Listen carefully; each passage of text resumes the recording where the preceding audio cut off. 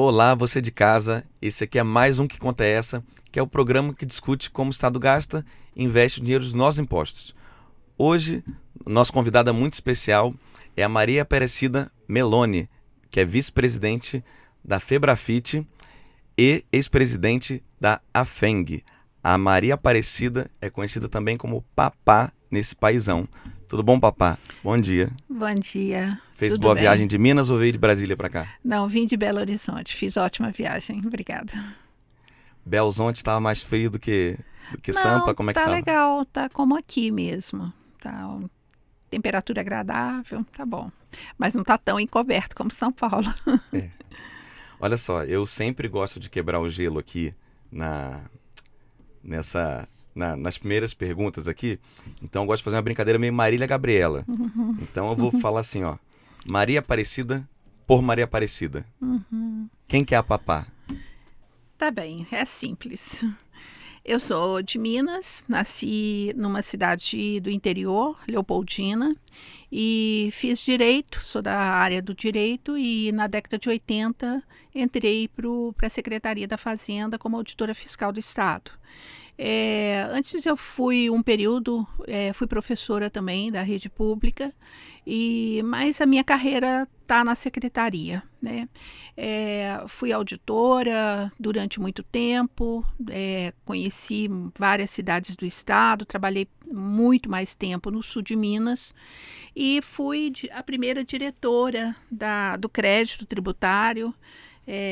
Aí tem umas histórias assim, né, de ter sido a primeira mulher da diretoria, e eu estava já ainda na ativa e fui eleita para presidir a AFENG e assumir em 2010. Também fui a primeira mulher, nossa associação estava coincidentemente fazendo 60 anos naquele ano. Ela foi criada em 1950 e eu fui a primeira mulher a presidir a associação. Curiosamente, todos os colegas homens que presidiram a FENG antes de mim, na ativa, tiveram a liberação para presidir a entidade. O afastamento, Um afastamento representativo. legal para presidir a entidade.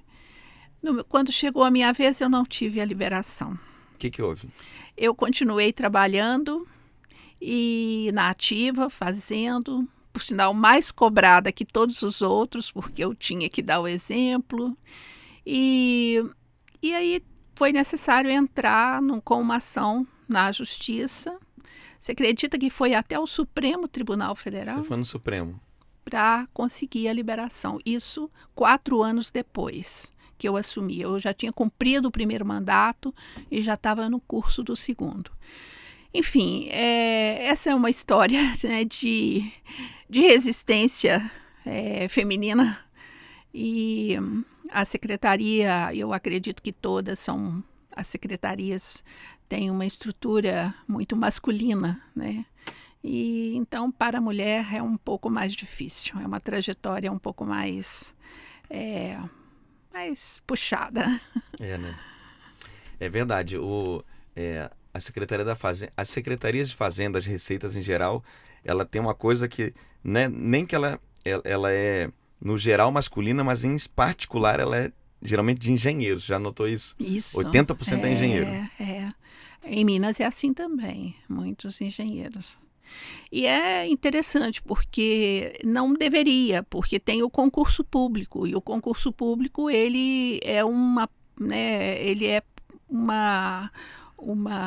como eu vou dizer, é um instituto de mérito. Você passa no concurso, você está ocupando o cargo, mas isso não significa poder, né? Ocupar o cargo não significa também que o acesso à estrutura de comando da secretaria será da mesma forma, né?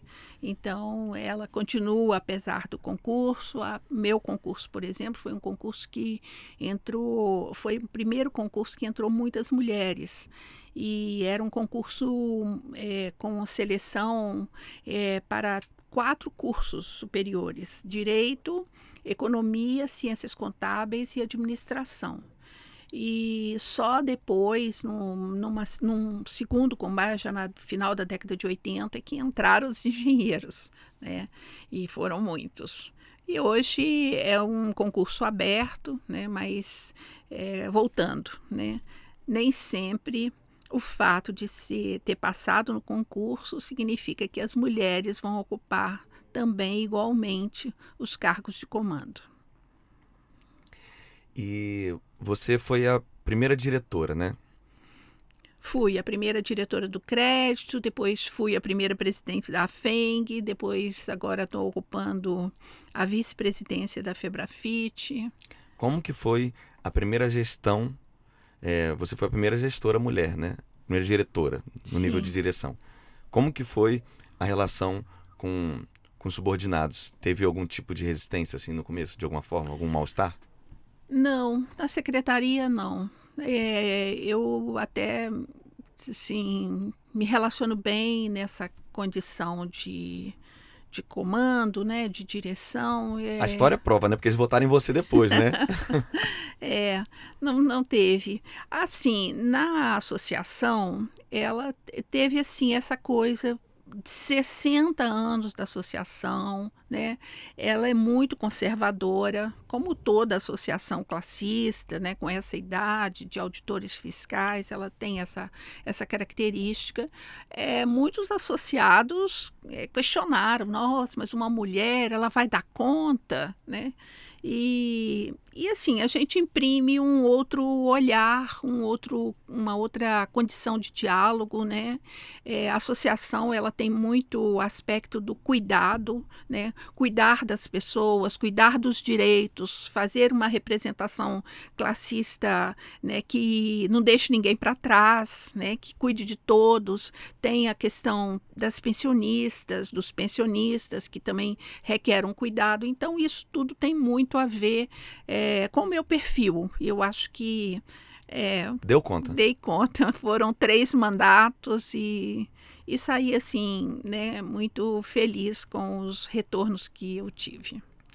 Eu vou te explicar vou te pedir para explicar um pouquinho do que é a Associação AFENG e do que é a Federação Febrafite. E eu já te pergunto, depois da presidência da AFENG, ir para Brasília, para a diretoria da Febrafite, qual que foi a diferença? O que você viu, o que você aprendeu de novo, o que viu, o que mudou? Olha, a associação, ela nasceu em 1950, como eu disse, e como aqui em São Paulo a Fresp, como no Rio Grande do Sul, em todos os estados, numa época em que servidor público não podia ser sindicalizado, não existia sindicato para servidor público. E a AFENG, ela foi criada a primeira associação de servidores públicos do Estado, foi a Associação dos Auditores, que é a Associação dos Funcionários Fiscais de Minas Gerais. Ela é uma associação que cuida da representação classista, então ela defende direitos, ela atua junto à Assembleia Legislativa, junto ao governo, na Secretaria da Fazenda, atua na defesa de direitos classistas, das condições de trabalho, mas ela também colabora, ela é cooperativa em muitas iniciativas da Secretaria. E ali fora isso, ela também cuida do servidor, do indivíduo, do auditor fiscal, e tem um braço estendido para as famílias. Então, ela cuida da família, nós que temos um plano de saúde, né? Então, ele tem esse braço assistencial. A Febrafite, ela já não dialoga diretamente com o associado, com o auditor. Ela dialoga com as diretorias, preferencialmente o presidente das associações. Então, a Febrafite é uma associação nacional das associações. Então, o diálogo nosso na Febrafite é um diálogo de uma diretoria, né, da presidência, ocupada hoje pelo Rodrigo Espada, e que conversa com os presidentes das associações filiadas. A gente tem muitas iniciativas em comum, iniciativas também na área assistencial, de acompanhamento, planos de saúde, tem o Febrafite Saúde, tem convênios, temos um convênio com a Unafisco, convênios de consumo, e tem uma atuação classista muito forte, que, por sinal, é o pilar da Febrafite, é fazer a representação classista, a defesa, numa instância federal, já na Câmara e no Senado, né? Mas ela é diferente porque ela não tem esse contato direto com o associado. Esse contato se faz por representação. Uma luta bom, assim, só o fato de você ter em uma que lidar com pessoas físicas e no outro não, já muda bastante, né? Muda. Mas a luta política se dava de modo local, na Assembleia Legislativa, e agora em Brasília, aí é Congresso Nacional, os senadores, reforma tributária, um monte de coisa. O que mudou para você nesse sentido da luta? O que você aprendeu? Quais foram os principais desafios novos? Olha, Vitor, aprendi muita coisa. E a primeira lição é que para nós nos estados, a gente acha que a luta está ali. A luta está nesses limites de secretaria da Fazenda, governo, Instituto de Previdência, Assembleia Legislativa, está ali. Não é. A luta do servidor, ela começa em Brasília. O exemplo mais, vamos dizer assim, um exemplo recente e contundente mesmo, foi o que a gente vivenciou em 2019 com a reforma da Previdência. Não arruma, nenhum estado organizou sua previdência à luz dos seus relacionamentos, das suas propostas, de compromissos ali naqueles limites do estado. Ele veio de cima. Então, a importância da Febrafite, e isso é uma coisa que a gente só enxerga depois, né, que assume, por exemplo, que eu vi, é que a nossa luta não está ali somente. Ela acontece ali, mas ela tem um antes, e esse antes é o que vem de Brasília. É daquilo que se estabelece nas relações políticas, né, na luta política, na Câmara e no Senado. E às vezes até em ministério também, porque tem comissões e tal, né, tem as articulações de governo. Então, começa lá. Então, a importância da associação, da Febrafite, da Associação Nacional, está justamente nisso, de criar esse ambiente, esse guarda-chuva para a luta maior. E a partir dali é que ela desce para as unidades da federação e ali ela se acomoda conforme, né, a correlação de forças políticas de cada estado. A gente vê muito assim, na reforma na reforma administrativa, em todas as reformas a gente vai lá em Brasília e tenta lutar bastante. A administrativa foi uma que eu acho que teve um impacto moral muito positivo para os servidores, né? Porque ela parou. Ela parou. O que você tem para contar de bastidor disso? Assim? Como que foi? Olha, é que ela era um escândalo, né? A reforma, todas as duas, as duas propostas, que foram mais ou menos simultâneas ali. A reforma administrativa era ela muito escrachada, né? Ela escancarava uma intenção de privatizar tudo, de privatizar o Estado. Ela tinha figuras de terceirização praticamente em todos os segmentos. E ali, né, ficou muito patente um modelo que aprofundava de forma absurda o neoliberalismo, instalava uma situação para o Estado brasileiro totalmente privada, né, um modelo privado, onde as pessoas pagavam ou não teriam serviços ou pagavam pelos serviços. Os servidores eram praticamente nas áreas, em todas elas, tinha previsão de privatizar ou pelo menos mitigar, né? Eles não era tão assim, não vai privatizar geral, não, ficava naquelas coisas meio, naquele linguajar meio camuflado, né? Mas no resumo da história era isso que estava previsto. A reforma administrativa aprofundou tanto essa figura, ficou tão escancarado que ela não se sustentou, né? Como a da Previdência também no governo Temer, a primeira tentativa, que foi no governo Temer, também não prosperou dentro daqueles 2 anos. Ela veio depois, a reforma do Temer, ela não emplacou, ela veio em 2019, já meio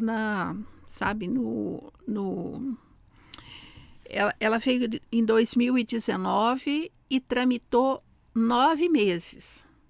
Você veja uma reforma extremamente complexa que afetou todos os setores né, da Seguridade Social e trabalhadores da rede, urbanos, rurais, as hipóteses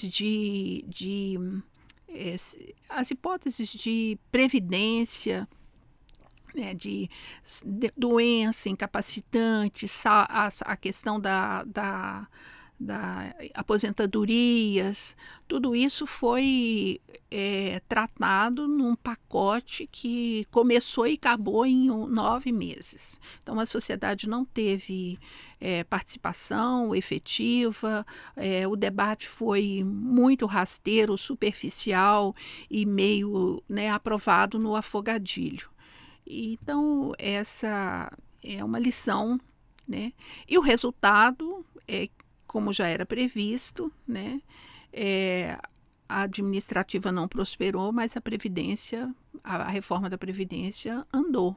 Ela prosperou e já está produzindo resultado, muitos do que já se previa. Muitos dos resultados de hoje, considerando aí a supressão de direitos, as regras de arroxo, né, ela resulta no empobrecimento, seja do servidor aposentado, seja das famílias, que a Previdência ela tem essa dupla função, ela protege o indivíduo, o trabalhador, e protege a sua família. Ela tem esse perfil, a Constituição de 88 consagrou esse perfil de cuidar desses 2 aspectos. E isso a gente já vê hoje, né? O servidor, no caso do servidor, ele aposenta e há ali um corte, uma redução, e aí quando morre, o regime de pensão o empobrecimento da família é imediato. Uma vez eu vi alguém falando que se a gente aprovasse essa reforma, em algum tempo, foi o Eduardo Fagnani que ele falou. Ele falou, depois de ter aprovado, ele falou assim, daqui a não muitos anos a gente vai ver no Brasil voltar uma situação que a gente achou que tinha superado, que era idosos passando fome. Você concorda com isso? Eu concordo. Olha, o fato, a reforma teve ela teve vários aspectos. A gente, né, pode apontar inúmeros aspectos assim cruéis, de tratamento cruel.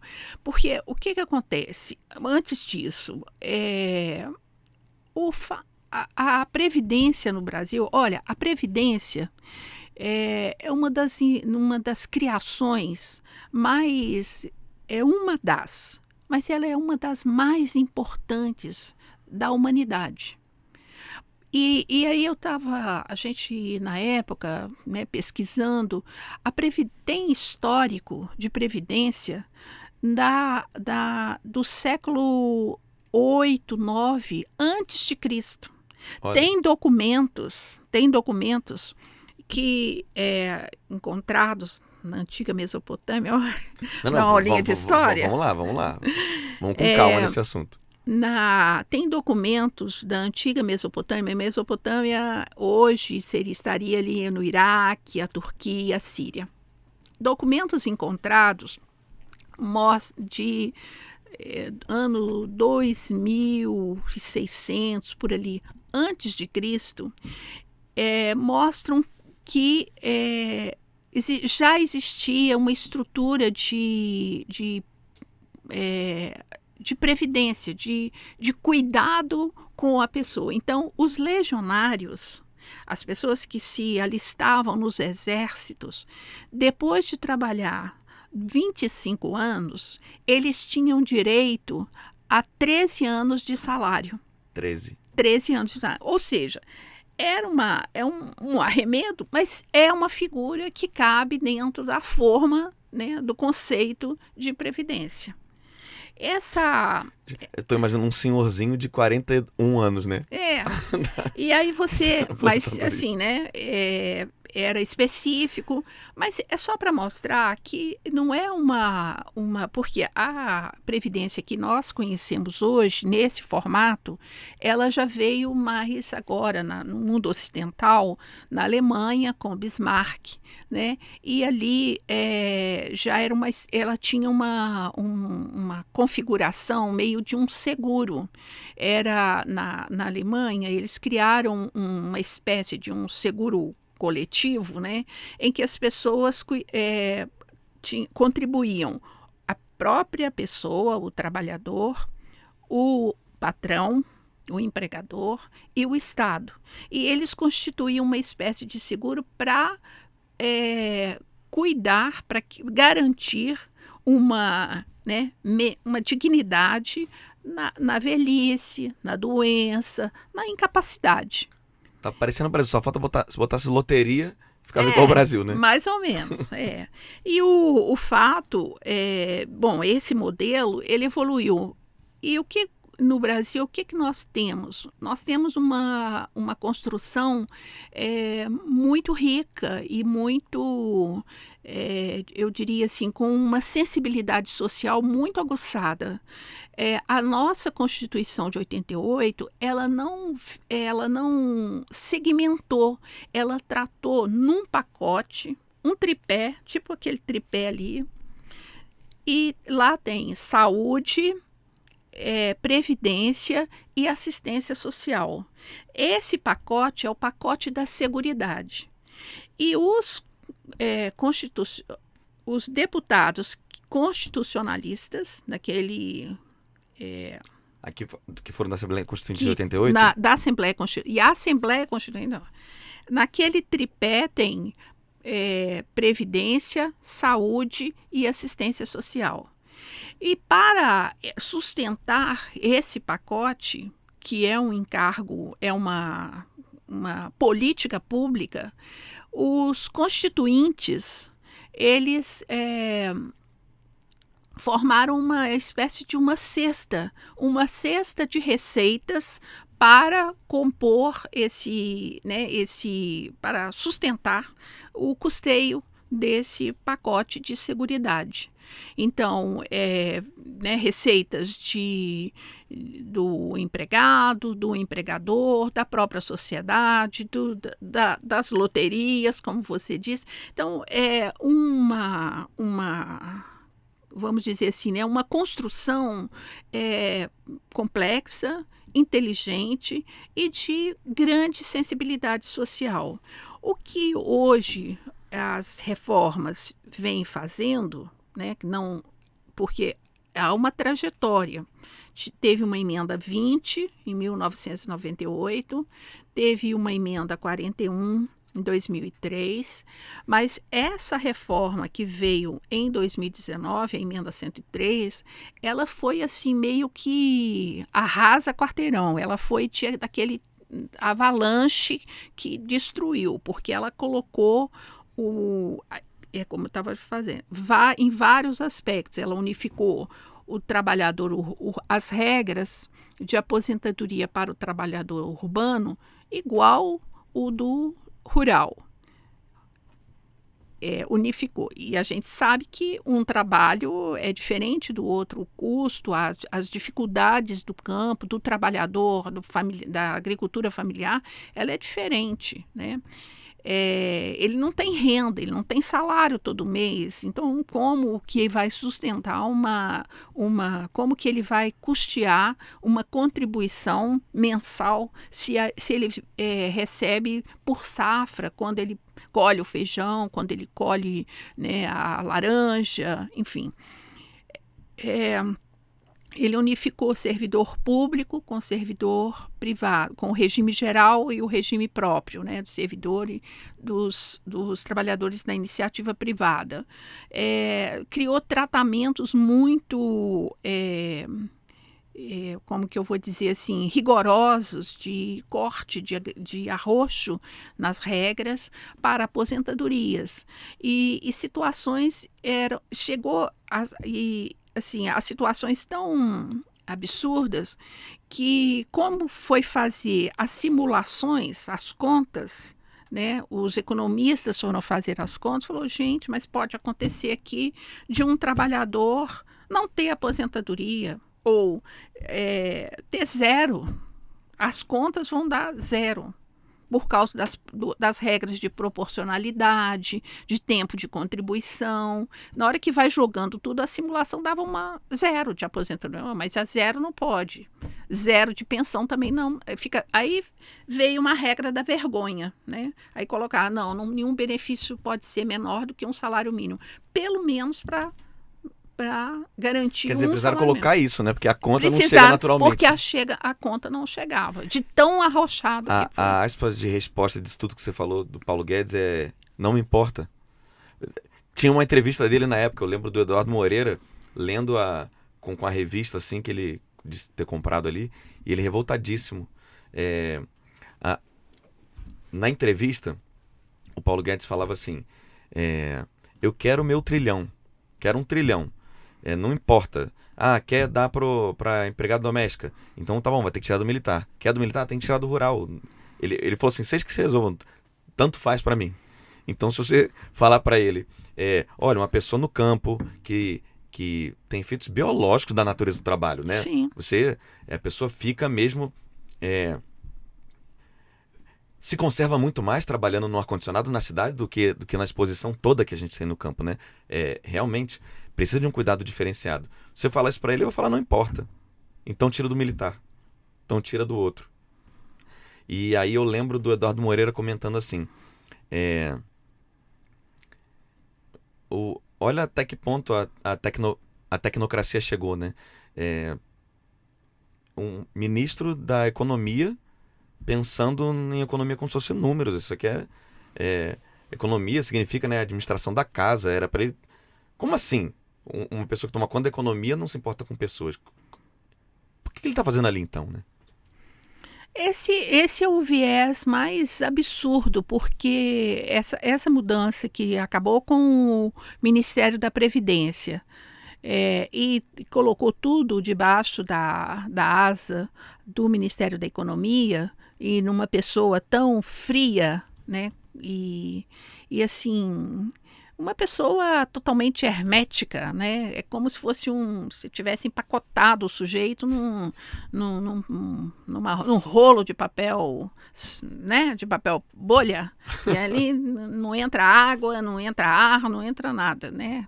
Pronto para ir para o freezer, né?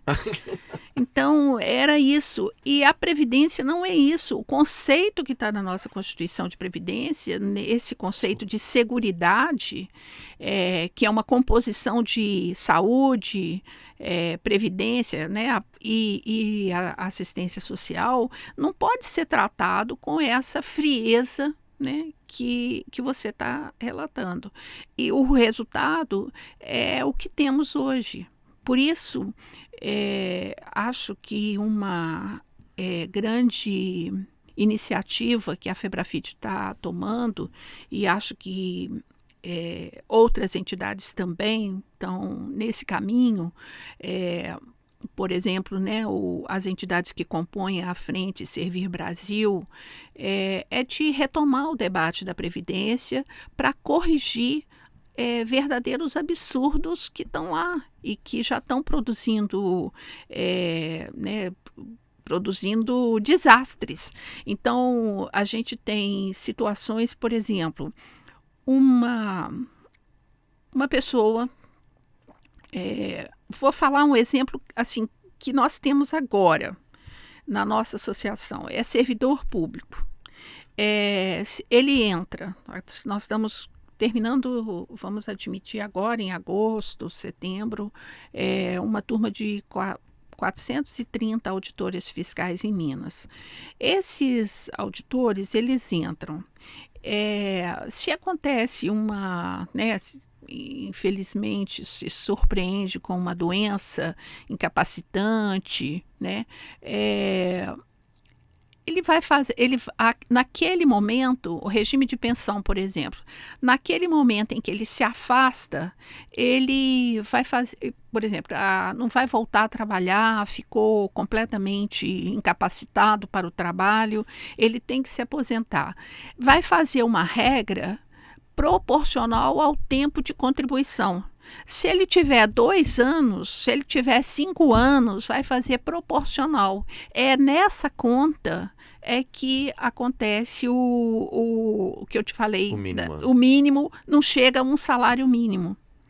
E aí, esse é um empobrecimento imediato da família. Se ele morre, reduz mais ainda, porque a aposentadoria ela é reduzida a 60%. Ou seja, se era 2 mil, vem a... Nossa. 1.200. Quer dizer, então é o empobrecimento da família, assim, imediato, de não ter como pagar o aluguel, como pagar o condomínio, como, né, manter os filhos na escola.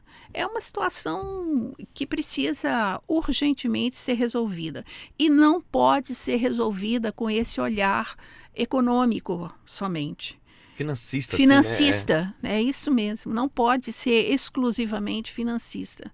Ele precisa ter essa sensibilidade de entender que previdência é outra coisa. Previdência é cuidado, é prevenir, é criar uma condição de amparo, né, de dignidade, seja para o trabalhador do campo, da cidade, do serviço público, porque no serviço público também nós temos servidor público de primeira e de segunda, né? Porque o servidor militar, ele não está sujeito a essas regras que nós estamos conversando aqui. O servidor militar, ele tem regras especiais. É um servidor público? É pago com o dinheiro da sociedade, o dinheiro dos impostos? No entanto, as regras para eles são diferentes. Elas são mais protetivas. Uma vez eu vi alguém na época da pandemia comentar, o contexto era a redução dos números de leitos ocupados. A redução da taxa de leitos ocupados por leitos existentes, né? E aí o analista estava falando, sempre que a gente se apega a um índice, o índice ele serve para nortear alguma coisa que está acontecendo. Ele nasce para isso. Mas quando você usa o índice por muito tempo, alguma hora chega a hora de mudar de índice, porque ele perde a função de ser. Ele fica ensimesmado. Então, o exemplo do leito era o seguinte. Existiam alguns leitos antes da pandemia, aí veio a pandemia, as pessoas começaram a ser internadas, compraram mais leito e tal, e aí no final você via que os leitos estavam ocupados e aquilo dizia mais ou menos quanto de gente que está vindo ficando doente e sendo internada. E aí o que tipo Dória fez? Comprou um monte de leito. Aumentou o número de pessoas que estavam sendo internadas, só que tinha mais que proporcionalmente novos leitos, então reduzia o percentual de leitos ocupados. E aí dava uma falsa sensação de tranquilização da pandemia, o que não era verdade. Então, por exemplo, a Seguridade Social. Um filósofo do direito, o Dworkin, ele ele explica muito bem o que é um seguro social. A gente escolhe pagar um imposto, por exemplo, experimento mental, né? Seria preferível a sociedade escolher pagar um imposto adicional para colocar barulho, um som nos semáforos para quem for cego, mesmo que eu não seja cego. Eu não sei se eu vou ficar cego um dia na minha vida. Então, a noção de seguridade é isso. Um seguro é melhor ter e não usar. É a melhor das coisas. Uhum. Só que a gente cai no financismo e no final, esse pessoal tipo Guedes, e é muito comum, isso é mais comum do que a gente imagina, né? Sim. Gestores que usam índices numéricos, financistas, quase que para dizer que é um bom gestor, quando na verdade o quão azul está o número dele, ou a projeção de ficar azul, é a mesma medida em que os representados, associados, cidadãos, os contribuintes estão péssimos na vida, né? Então, de que adianta a gente ter um país que não discute mais o orçamento da Previdência, está tudo organizado, mas as pessoas estão morrendo na rua. Os idosos estão passando uma dificuldade, uma necessidade fora da dignidade, né?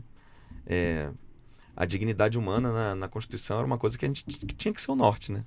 O tempo inteiro. Eu acho que esse espírito esteve presente na Constituinte de 88. Ele vem sendo limado, né? Isso aí vem sendo lixado e por isso, né, na medida em que, na questão da Previdência, na medida em que acontecem as reformas, a primeira, a segunda, a terceira veio como uma avalanche. E assim, para passar, como ele falou, é para passar igual uma boiada, sem debate. Porque se tiver debate, ela não acontece. Se tiver tempo das pessoas, né? Eu fui muito, na época da reforma da proposta do Temer, eu fiz palestras, perdi a conta de palestras que fiz em igrejas, fiz em igreja católica, igreja evangélica, fiz em escola, né?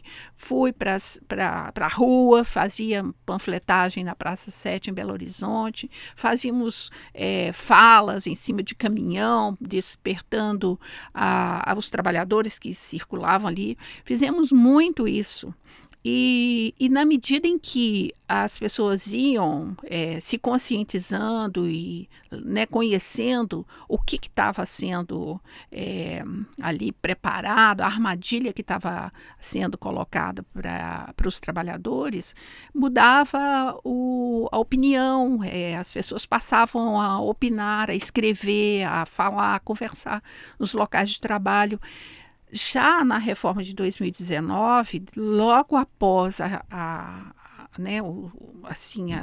perplexidade daquele momento da eleição ali, diante dos absurdos que eram diários, e aí, nesse turbilhão, passou uma reforma em 9 meses, né? E que está produzindo efeitos absurdos. Você quer ver? Eu estava comentando para você como foi, assim, a minha trajetória né, como mulher na secretaria e tal. Ela sempre é de luta, né?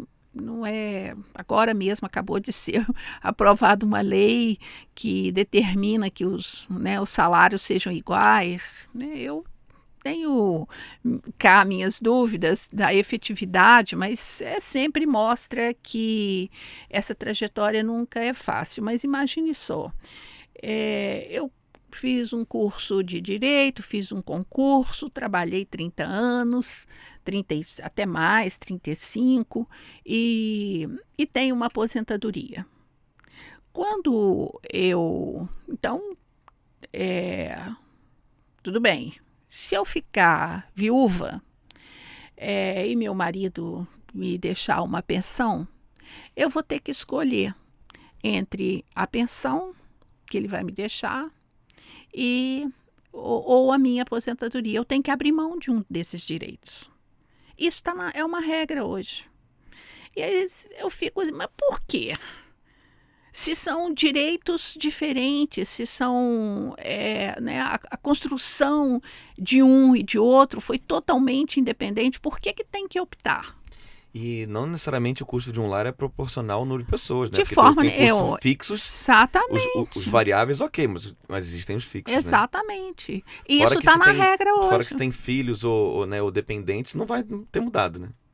Então, você fica pensando assim, essas cabeças de planilha, elas pensam assim, olha só, o marido, a mulher, os filhos, reduz imediatamente, o marido morre, deixa uma viúva com os filhos. Imediatamente reduz, se os filhos são maiores, por exemplo, mas 60%. E aí, por quê? Ele acha que o fato de ter, sabe, essa cabeça de planilha, não, morreu aquela pessoa, então vai comprar menos arroz, menos feijão, menos óleo, menos... Ou seja, mas não vai pagar as despesas da manutenção do lar, da condição daquela família, né, viver, não é a mesma? Por que vai reduzir a 60%? Qual é a razão disso? Não tem resposta, né? Não tem nenhuma republicana, pelo menos, que se sustente. Eu vou dar check aqui em uma pergunta, que senão daqui a pouco o Tatsu me demite ali. O nosso programa aqui, que conta é essa, uma pergunta já ela instiga justiça fiscal, né? Injustiça fiscal, né? Ela questiona isso. Essa que é a pergunta, que é o conceito. Eu vou aproveitar que seu colega de diretoria, né, o nosso presidente nacional, o Rodrigo, veio prestigiar a gravação, e ele falou lá na tribuna do Congresso Nacional, uma frase que eu não vou lembrar ela toda, né, mas me chamou a atenção. Ele falou assim: se o sistema não for pensado se o sistema não for pensado nos descalços, para que serve? Uma coisa mais ou menos assim. Então, como que você critica em termos de justiça fiscal a tributação e o sistema previdenciário, né? No final, é cobrar para dar serviço público, né? Olha, eu acho que essa resposta está naquilo que você falou do teórico filósofo do direito, né? A tributação, ela é resultado de um pacto, né? Eu sou também gosto da teoria do contrato social.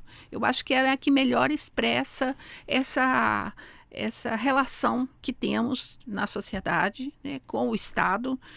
Combinamos, pactuamos pagar um tributo para ter determinados bens, que isso foi desde a antiguidade, para ter determinados bens públicos, serviços, né, que são difusos e que só podem ser providos. A Previdência é um desses, né?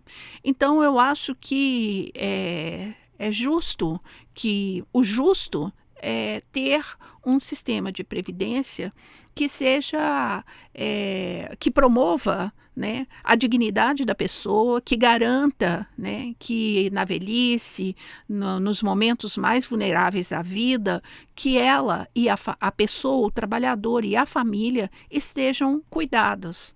Eu acho que esse é o sentido do pacto que nós celebramos.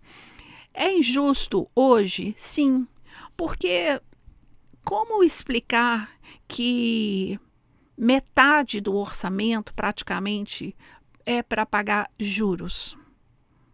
Então, essa conta é como se eu dissesse para você assim: olha, metade do seu salário está comprometido com uma coisa lá, que eu não sei o que é, para quem que é, né? Qual a origem dessa dívida. E você tem que viver dignamente com o restante, com a outra metade. Mas qual que é a metade? Não sei, a gente vai vendo, cada ano a gente vai vendo como é que vai ficar. Exato. Então, a nossa... eu acho que a importância, né, dessa reflexão, que conta é essa, é que eu acho que que todas as pessoas deveriam conhecer. O mais revolucionário nesse programa seu é justamente desnudar que conta é essa, é fazer as pessoas refletirem, né, terem consciência de que tem algo errado nessa conta, né? É uma conta que todos pagam, o trabalhador, classe média, paga mais, porque a maior carga está sobre, né, o consumo. Então, quem consome o salário inteiro no mês, claro, paga mais. A classe média... Ó, se quiser uma aguinha aqui, ó. Não, com licença, obrigada. Vamos pensar assim, né? Pobre, classe média e rico. Uma divisão simples de compreensão. O desenho já foi feito o rico falou, ó, me coloca fora dessa aí. Uhum. Eles vão trabalhar para pagar o meu. Então já me coloca fora de pagar essa fatura da conta aí. Então, beleza. Só que assim, só que é muito duro também, né? Você tem algumas pessoas que passam muita dificuldade. Então, pelo menos, tá bom. Então, vamos dar uma isenção de imposto de renda. Ok, há pensamentos virados para ele. Sobra tudo para a classe média. E aí você pega principalmente, né, a classe média C, D e E, que não tem margem para poupança, não consegue, está endividada, não consegue pagar o mínimo que precisa. Olha, se você pegar, se você ganha R$5.000 e pouquinho, você já está no 10% da renda brasileira. Vamos pegar esse dado. 20 e poucos mil reais dá o 1% brasileiro. 5%, vamos no 10%, que é R$5.000. 5 mil e pouco. O Diese fez um estudo que ele concluiu o seguinte: eles pegaram os movimentos sociais e os conceitos econômicos da época em que inventaram o termo salário mínimo. Qual que era a luta da época? O pessoal queria moradia, não sei o que, algum lazer. Aí fizeram essa cesta de bens em 2021. Quanto custava? Dava 5.400, quase 5.500. Então, por um lado, quer dizer que 90% da população brasileira não tem a definição de salário mínimo. Vamos pegar 1% brasileiro, que é os 20 e tantos mil lá. Isso é mais ou menos equivalente a uma classe média norte-americana. Então quer dizer que 99% da população brasileira vive aquém de uma certa classe média que não é com luxos norte-americana. A gente vive num país super empobrecido, mas um país ao mesmo tempo que tem muito imposto, tem um orçamento grande, tem uma carga tributária que é relevante, um PIB que não é pequeno. Então para onde está indo esse dinheiro? É o que a Maria Lúcia Fattorelli grita há não sei quantos anos, né? Essa é a resposta, porque metade dessa receita, metade do orçamento federal vai para rentistas, vai para pagamento de juros. Essa conta, Vitor, ela é sobre qualquer aspecto que você conjuga os números, você encontra absurdos, cada um mais cabeludo do que o outro. Em 2019 foi aprovada a reforma federal, a reforma da Previdência Federal. Em 2020, os estados. Tinha prazo, todos os estados precisavam se adequar. Em Minas, nós fizemos, né, como te falei, fizemos a luta classista, a luta de esclarecimento, aquelas, né, inserções para informar os trabalhadores. E eu fiz uma conta em 2020, fazendo para questionar o absurdo aumento da alíquota previdenciária, que para todos os efeitos que se olha, combinado com os demais tributos que estão nas costas da classe média, configura um confisco, porque mais da metade da renda do trabalho é consumido em impostos. Na classe média é assim. Então, eu fiz uma conta simples para falar, olha, a 10 era né, quando parou o congelamento da tabela do imposto de renda. Uma pessoa era isenta, a primeira faixa, que era começava com 5 salários mínimos, mais ou menos. A partir dos 5 e pouco salário, começava a tabela, então começava 2, 3, e aí ia a sequência na tabela. Hoje, essa tabela está em praticamente 1,5 salário. Com 1,5 salário já começa a pagar. Aí eu fui verificar, mas aí agora com a tabela mudou a partir de 2 salários, 2.640, que não paga mais. Não, papá, não é assim não.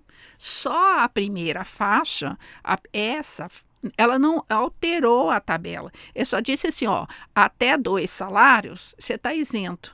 Mas aí, depois a tabela continua igual, ela não mudou para mim, não mudou para você, não mudou para quem ganha R$5.000, 6. Então, essa conta, né, que é escorchante para quem trabalha, para nós da classe média, ela não é igual para quem é muito rico, né? Os donos da riqueza estão completamente... Você vê que o gráfico, né, vai lá na ponta para a classe média, mas nas grandes receitas, nas grandes rendas, é quase nada, né? O Paulo Nogueira tem um artigo e ele conta um fato assim, estarrecedor. Ele pegou um dado, é um artigo dele, ele pegou um dado de 2019. Um brasileiro teve uma renda anual de 1 bilhão e 400. Isso, é isso mesmo. 1 bi e 400. 1 bi e 300 milhões foi renda de dividendos. Ele não pagou nenhum centavo para isso. Eu vou... A minha reação a isso que você falou, eu vou escalonar igual o Tim Maia fez, né? Eu acho que esse cara não devia nem existir uma pessoa assim, quer dizer, que tivesse isso com essa carga tributária, né? Não devia existir isso. Mas se existe, procura amizade sincera com casa de praia, com piscina, né? A frase do Tim Maia, ele falava assim, que o capitalismo acabe, mas que eu tenha muito dinheiro enquanto ele durar, né? Que eu tenha dinheiro. Você vê, né? O Fanhani, ele faz uma conta lá que quem ganha 300 salários mínimos paga uma alíquota que é, sei lá, a carga tributária incidente é menos que 4% que ele paga. É um gráfico que ele faz um pico assim em cima da classe. O pico está na classe média, depois os ricos eles vão diminuindo até isso, né, de não pagar quase nada. Se o 10% brasileiro mais pobre tem um esforço tributário 2,5 vezes maior do que um pedacinho lá dos % mais rico. Então, quer dizer, veja só, o 10% mais pobre que tem... quando você pensa em esforço tributário, você pensa na renda que ele ganha, que já são de auxílios, benefícios, né? E com isenções. Então, até as isenções feitas para os 10% mais pobres, você vê que fica uma carga tributária 2,5 vezes ainda o que esses caras pagam. Então, olha que loucura, né? É, loucura. Então, assim, os nossos legisladores não ganhariam um prêmio de educação fiscal pela federação, né? Pelo prêmio. Quer dizer, quem desenhou essa lei aí, essa lei dessas tabelas não ia ganhar o prêmio se botasse lá na banca, eu ia falar não. Mas tem uma chance. Porque essa semana... Da lei existente, né? Quem quer melhorar a lei, aí bora. Tem uma chance. Essa semana, o ministro da Economia disse que vai partir agora, antes não vai nem esperar essa reforma ficar aprovada e definitiva lá no Senado, que já vai colocar em questão, em debate, a segunda parte da reforma que eu espero seja sobre a renda e o patrimônio. Que é a solidária, né? Que é tem a um viés solidária. solidário, né? Vamos então, isso aí eu esperar voto em que primeiro lugar. vamos esperar que isso aconteça. Então, ó, vamos falar desse prêmio. Olha, vou dar um clique aqui nesse computador, que eu não sei mexer. Que trabalhador, eu não tenho nada da Apple. Ó, vamos lá, vamos falar do prêmio aqui. São 3 vídeos. Qual que é o... Acho que é o uma primeiro. foto, né? Acho que é o primeiro. Tá. Essa foto também foi você que selecionou? Tem uma que é só uma foto. Tá, então, ó. Peraí. Educação e justiça social são fundamentais para minha atuação profissional. Por isso... Esse aqui é o primeiro? Esse é o vídeo institucional do prêmio. Tá, vou pedir então, vou minimizar aqui. Nem sei se é assim que faz. Lá não, né? Tá, ó. Tá bom, peraí. Vamos deixar grande aqui. Esse aqui, ó. Tá grande o suficiente, vai. Peraí. Tá grande o suficiente. Então, vou voltar aqui. Papá, me conta o que é esse prêmio. O que é esse prêmio? O Prêmio Nacional de Educação Fiscal, ele foi instituído na Febrafite em 2012. Fizemos a primeira década, aniversário da primeira década ano passado. E já estamos, né, agora, né, caminhando para a edição de 2023 já. Esse prêmio, ele visa, né, destacar, valorizar iniciativas voltadas para a função social do tributo. Então, a obrigação de pagar tributo, o que se faz com o dinheiro arrecadado, né?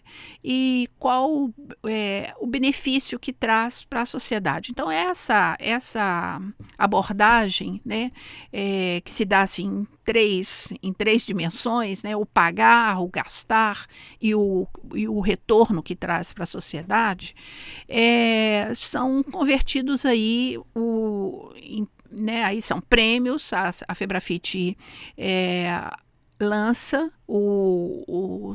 as inscrições, as escolas, instituições, profissionais de imprensa e também de tecnologia, eles inscrevem seus projetos e a Febrafite faz essa premiação no final do ano. Então, todo ano tem a edição anual do prêmio, que premia, né, essas 4 modalidades: escolas, instituições, profissionais de imprensa e tecnologia, tudo voltado, projetos voltados para essa temática da educação fiscal. Com isso, nós entendemos, né, e está comprovado, esse prêmio é o maior prêmio de educação que tem hoje no Brasil. Educação fiscal ou educação em geral? Na área de educação, o maior prêmio no Brasil hoje é esse de educação fiscal.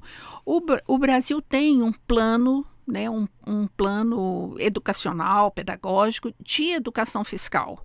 Ele foi lançado na década de 90, depois teve uma época que ficou mais, né, assim, esfriou, mas agora está retomando e há uma grande adesão. O prêmio tem revelado um crescente, né, de escolas e instituições. Esse ano nós tivemos 155 escolas inscritas, agora em 2023, e aí faremos a premiação em 31 de outubro, vai ser no auditório da ENAP, em Brasília. Esse vídeo é o vídeo que lança o prêmio, a edição 2023. Todo ano nós temos um vídeo novo e um padrinho ou uma madrinha. A Aline Midley é a nossa madrinha esse ano, para divulgar o prêmio. Vamos lá da Play. Eu compartilhei esse vídeo na época, na minha rede social. A Fran manda no inbox, fala, compartilha.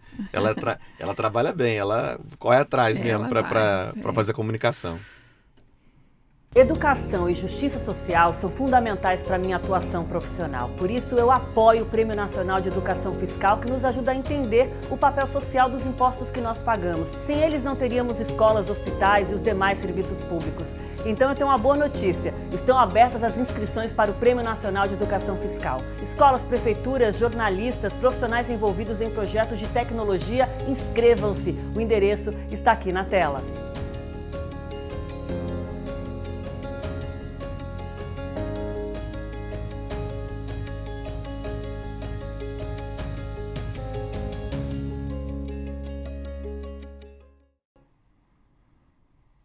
Ah, legal. Gostei de ver o Sinafresp e a Fresp aqui viu a também. Me Fresp senti aí? orgulhoso. Beleza. Então, ó, vamos lá, as 4 modalidades, não é isso? Sim. Então, vamos com calminha, cada um. Me explica o que é a modalidade e me conta um caso que te surpreendeu. Os que me surpreendem mais são os das escolas, sabe? Porque o Brasil é um país enorme, né? E tão desigual. E mesmo os recursos, as escolas públicas, até hoje, as escolas que se inscreveram no prêmio foram da rede pública. Nós só tivemos escolas de rede pública. E em todos os estados brasileiros tivemos o estado que mais inscreve é o Rio Grande do Sul, um grande número, porque tem uma política estadual de incentivo à educação fiscal nas escolas. Então, o plano político-pedagógico das escolas contempla a educação fiscal e isso enseja, né, maior quantidade de projetos vem de lá. Sempre tem sido assim. Mas o prêmio, nós vimos o vídeo convidando para se inscrever. As inscrições terminaram no dia 30 de junho. Então, agora nós já estamos numa fase que a primeira fase é estadual, é classificatória. A gente, na Febrafit, pegamos esses projetos, separamos por estado, e encaminhamos para cada associação filiada fazer a conferência in loco desses projetos. Então, um auditor fiscal, ou vários, né? No Rio Grande do Sul, por exemplo, é uma equipe, porque são muitos projetos, eles viajam, vão lá na escola, onde está aquela escola, lá no Rio Grande do Sul, por exemplo, vai a Uruguaiana, sabe? Vai no Sacramento, vai mesmo, visita a escola, entrevista a comunidade escolar, conhece o projeto. Às vezes os projetos envolvem material didático que ele, né, conhece, passa a conhecer o avaliador. Às vezes fazem peças de teatro. Aí, às vezes, é comum exibir a peça para o avaliador, conversa com os professores, o diretor da escola, às vezes envolve até a comunidade, o bairro onde a escola está localizada.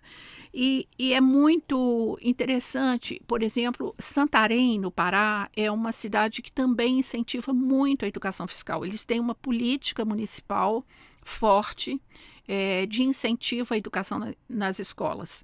E lá eles têm as escolas urbanas e as escolas de várzea, né, que são aquelas escolas que estão ribeirinhas, estão próximo dos rios. E o avaliador, o auditor fiscal, né, que é da nossa ASFEPA, a Associação do Pará, ele pega o projeto, vai lá conhecer, viaja de barco 6, 7 horas para chegar na escola, conhecer o projeto e fazer a avaliação dele.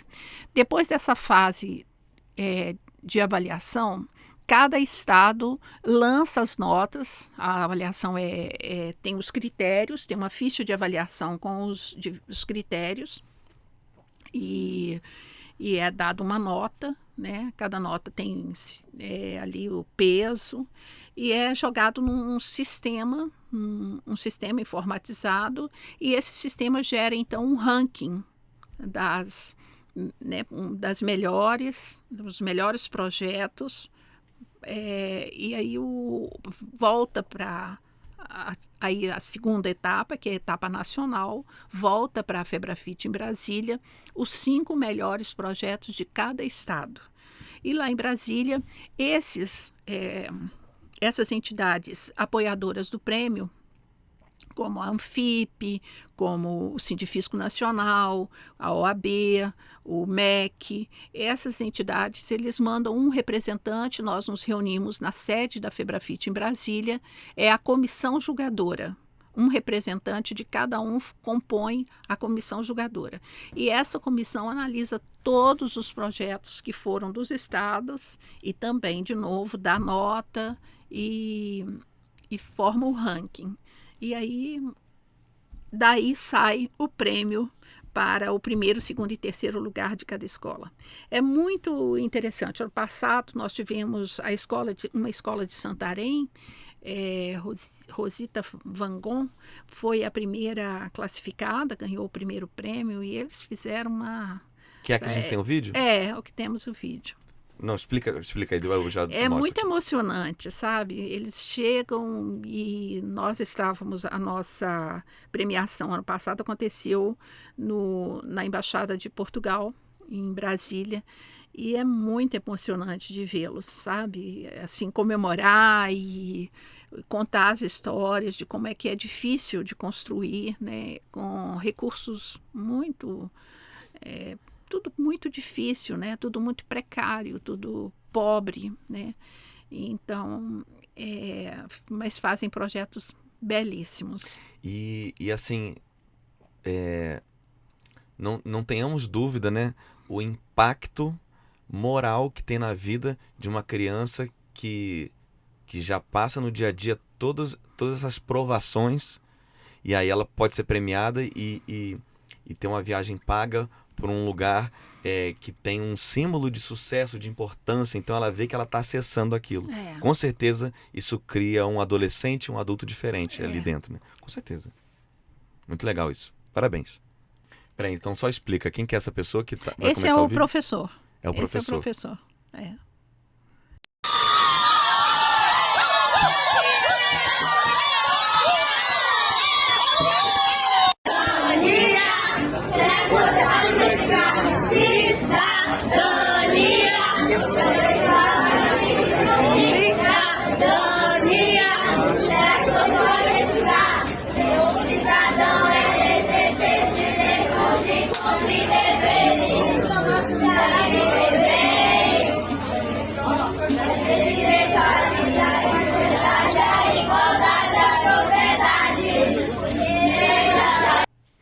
Que legal. Você vê que tem uma música aí, né?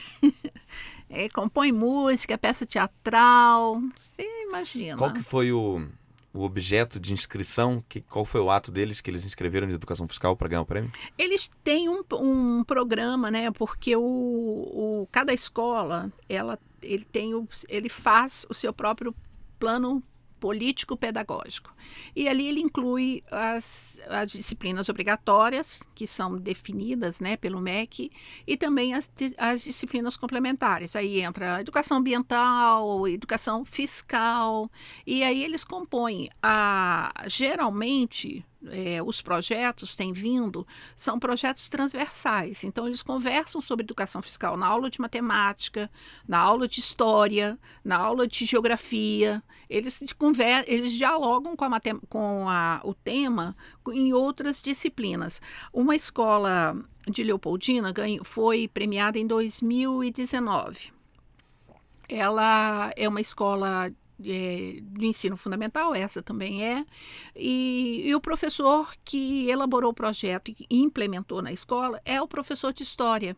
E foi muito interessante, ganhou o primeiro lugar, inclusive também na edição 2019, e os analistas avaliaram assim, o que, né, mais chamou atenção é que ele trabalhou o aspecto da história, a história dos tributos, falando de educação fiscal para um público, para alunos adolescentes, que são aqueles alunos que não querem saber desse tema, né? Esse é um tema que é árido, mas ele conseguiu motivar as crianças, né, os adolescentes, para esse para essa temática. E foi muito, se aprofundou bastante na história dos tributos, na composição, né, onde as incidências, onde que eu pago.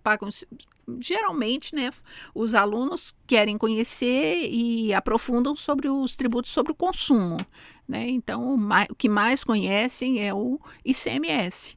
E o ISS, mas aí eles fazem panfletagem, eles desenvolvem textos para distribuir na comunidade, analisam notas fiscais, calculam o imposto de notas, é muito interessante. Esse projeto foi o de 2019, o professor Randolph... O Randolph é professor também. Desculpa, não foi o professor Randolph. O professor Rodolfo. Foi o professor Rodolfo, de uma escola Salgado Lima, lá de Leopoldina. Que legal. Então, a primeira categoria que a gente conversou aqui foi escolas. Qual que é a segunda? A segunda categoria são instituições. Ano passado, uma instituição, o Observatório Social de São Paulo, ganhou o primeiro prêmio nas instituições. Olha que legal. É, muito legal. Aquele gerido pela Joia, né? Exatamente, que teve aqui no seu programa. Ela foi... Ano passado, o observatório esteve lá, ele foi o primeiro lugar. Qual que foi o projeto apresentado por eles? Eu não me lembro o projeto. Se bem que eles existirem já é um grande projeto de educação fiscal, né? Eu lembro de um caso de uma escola, não foi eu que avaliei, não, mas algum colega ali na hora parou para comentar. Era alguma coisa do tipo: a escola colocaria as crianças para fazerem regras, normas para elas mesmas serem subjugadas à norma, e aí eventualmente tivesse um custo, elas iam ter que ver como se dá ou não dá, e aí era uma brincadeira de educação fiscal nesse sentido, porque a nossa sociedade custa, né, e a gente mesmo que escolhe e tal. E aí a primeira coisa era, aí como de se esperar, a primeira proposta que os alunos deram era ter menos tempo de aula. Não, era ter um recreio mais longo. Beleza, então bom, se a gente votar, o recreio vai ser mais longo mesmo. E aí foram ver a legislação que obriga, né, que vincula a atuação da escola. Então tinha que ter a carga horária mantida. Então, se quiser ter mais recreio, vai ficar até um pouco mais tarde ou entra mais cedo. E aí os próprios alunos foram fazendo conta, mas o meu ônibus não passa mais para minha casa nesse horário. A minha mãe não consegue chegar antes. E aí eles foram vendo, no final da conta falaram, não, então vamos ficar com recreio. Só faltava tirar recreio, porque daqui a pouco eles não queriam mais o recreio, né? Para ir embora para casa logo. Ele não me lembra assim, eu vi o Vitor da... O livro do Eduardo Fagnani, eu estava querendo te perguntar isso e não perguntei quando estava falando. O Eduardo Fagnani, ele fez um livro, na época da Previdência, que ele publicou, que o título era Mentiram para você sobre a reforma da Previdência, ou Mentiram para você sobre a Previdência. Mentiram? Sim, só mentiram o tempo todo. O Eduardo Fagnani tem um grande investimento, é um economista assim, com muita produção nessa área. Tem outros também, a professora Denise Gentil, e mentiram sim, né? Porque o olhar que você colocou, lembrando uma expressão, uma frase lá do ex-ministro, né? Eu quero 1 trilhão, não importa de onde que ele saia. Essa conta é a conta dos cabeças de planilha, né, que só vem a Previdência por esse olhar financeiro. E, na verdade, o que eles começam por aí. Porque precisa da reforma. Precisa da reforma porque tem um déficit. Mas tem um déficit por quê? Porque porque tem uma manobra no orçamento, aquela cesta de receitas que a Constituição definiu para fazer a composição da seguridade, para fazer o sustento, né, sustentar a seguridade social no Brasil, ela não está sendo obedecida. Então, eles isolam a Previdência, eles tiram a Previdência desse tripé aí, fazem apenas a conta da Previdência, daquilo que o trabalhador e o patronal, né, e as empresas contribuem, e fazem essa conta. Claro, ela vai dar um déficit, porque a Previdência, desde a sua Constituição, ela foi pensada para ser uma política pública em que o trabalhador contribui, os patrões contribuem, as empresas contribuem, os empregadores contribuem e também a sociedade contribui com impostos. Quando eu isolo a Previdência e faço só a conta de contribuições e daquilo que é pago, porque dentro do que é pago pela Previdência tem a assistência social, o benefício, né, o benefício social para aquelas pessoas que, né, estão em condição, são muito vulneráveis, seja pela idade, seja pela doença, nunca trabalharam, não têm condição de trabalhar, as famílias precisam de uma receita para cuidar pelo menos da alimentação dessas pessoas, são aqueles do BPC, né? O benefício prestação continuada, de prestação continuada. De LOAS, né? Da LOAS, exatamente.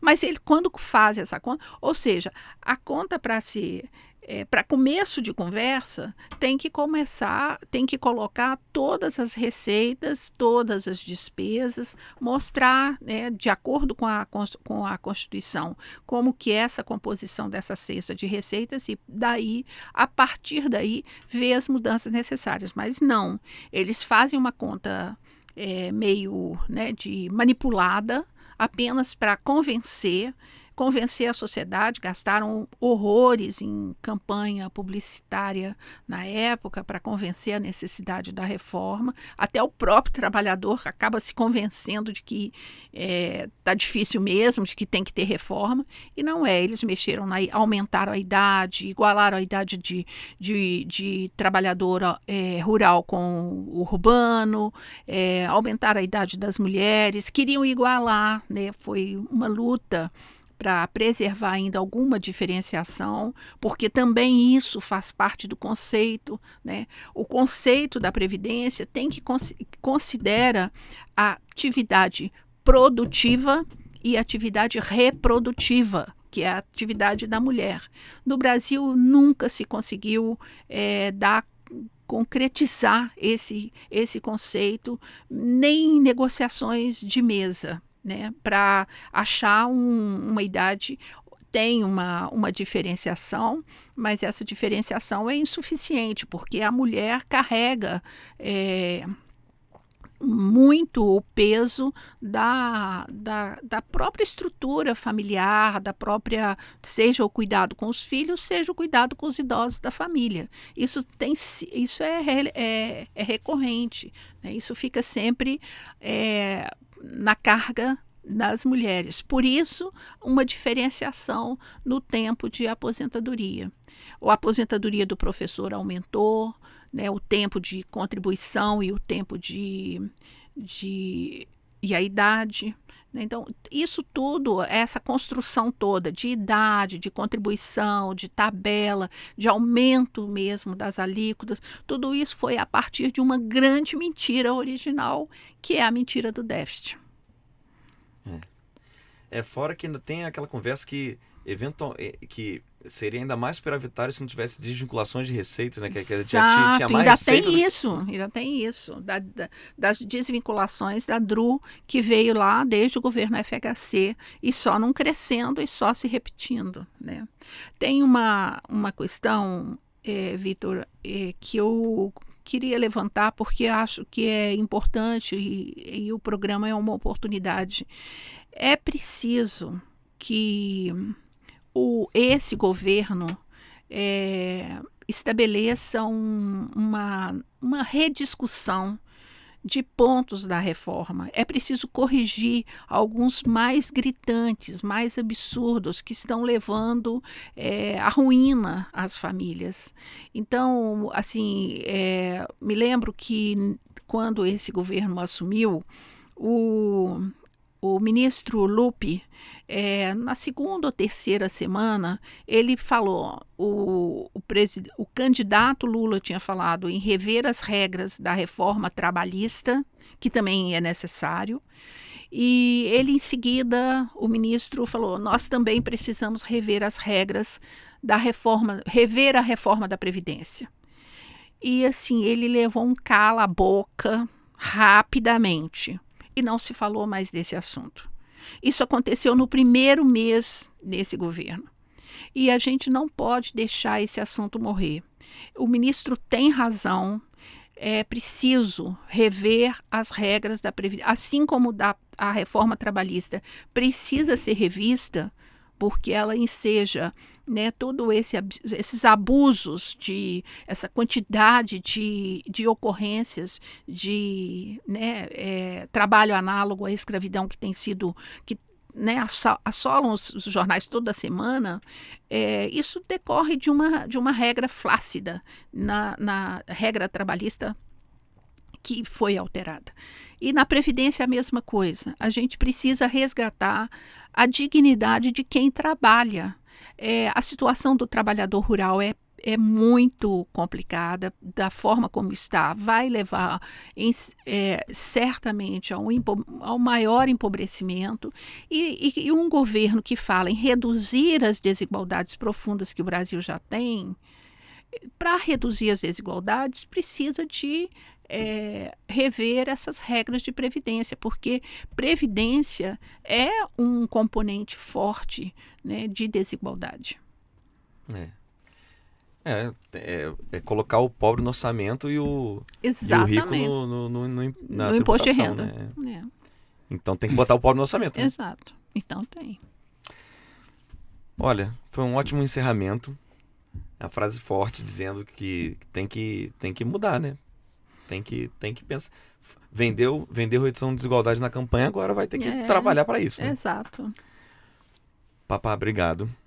Eu vou me despedir aqui do pessoal e vou agradecer a você, e depois já vou passar a palavra para você fazer seu encerramento, e eu vou pedir para dizer no encerramento, na consideração final, as redes sociais da Febrafite, como o pessoal que gostou pode acompanhar seu trabalho, onde você está e a pessoa jurídica, a entidade que você representa também, né?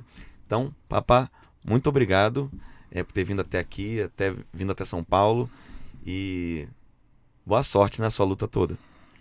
Eu que agradeço o convite, fiquei muito honrada de estar aqui com você nesse programa, né? Que conta é essa, que é um programa de educação fiscal, e eu espero, né, ter contribuído de alguma forma para alguns esclarecimentos. Me coloco sempre à sua disposição, e estamos na Febrafite, nas redes sociais da Febrafite. Convido todos a acompanhar os acontecimentos lá pelo nosso site. Febrafite é a Associação Nacional das Associações de Auditores Fiscais do Brasil, e temos um grande trabalho, né, um trabalho bastante intenso na educação fiscal, mas também em outros temas de interesse da sociedade. Por exemplo, agora, nesse momento, reforma tributária.